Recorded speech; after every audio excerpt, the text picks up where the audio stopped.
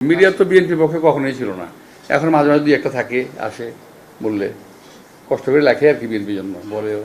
বিএনপির কোনো কোনো মিডিয়া চ্যানেল, এটা হলো বিএনপির এবং আমাদের সবচেয়ে দুর্ভাগ্য যে এটা আমরা বিল্ড আপ করতে পারি নাই, এখন থেকে না, বহু আগে থেকেই। তো হ্যাঁ, এটা থেকে নজর দিতে হয়, আমরা বিল্ড আপ করতে পারি নাই, এটা আমাদের দুর্ভাগ্য। আওয়ামী লীগ এবং বিএনপিকে যদি ভাবা হয় দল হিসেবে, বড় দল হিসেবে, মানুষ ভাবতে পারে, কিন্তু এটা কিন্তু ঠিক না।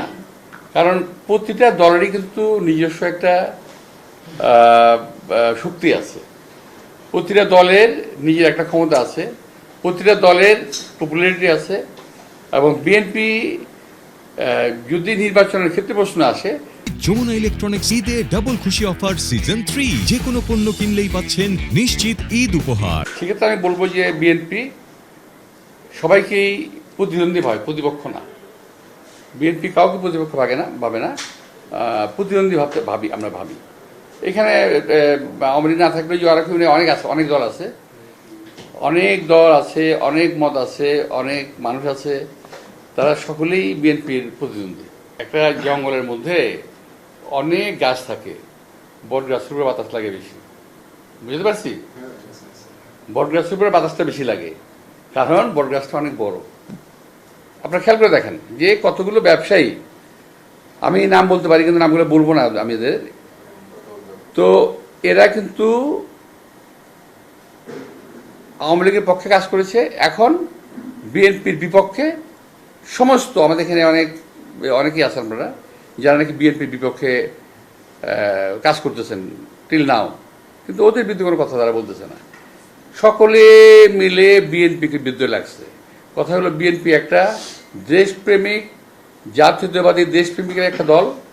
এই দলটাকে যদি শেষ করা যায় তাহলে ফ্যাসিজম এবং আধিপত্যবাদকে বাংলাদেশে পার্মানেন্ট করা যাবে, এই হলো তাদের টার্গেট।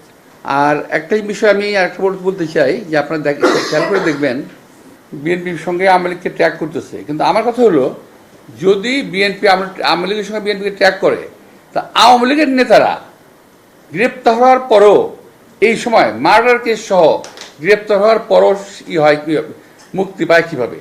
তারা কিভাবে মুক্তি পেল? এবং তারা সাজা খাটা এই অবস্থায়, একবারে রিমান্ড থাকা অবস্থায় মুক্তি পেয়ে গেল, কি করে সম্ভব? অথচ এদেরই প্রভোকেশনের কারণে হাসিনা আজকের এই দুরবস্থা হয়েছে, দেশটার দুরবস্থা হয়েছে। পুলিশে বিভিন্ন ইম্পর্টেন্ট জায়গায়, সাংবিধানিক প্রতিষ্ঠানে, ব্যবসায়িক প্রতিষ্ঠানে, মতিঝিলে, ব্যাংকে, বিমা, যেখানে যাবেন, ইভেন যে ব্যবসায়ীর জায়গাগুলো আছে না, এটা স্বাভাবিক যে কতগুলো প্রতিষ্ঠান আছে না, মানে আজ কিছু প্রতিষ্ঠান আছে সেখানে কিন্তু একবারে পুরা ওরা মৌরসি পাট্টা গেঁথে বসে আছে।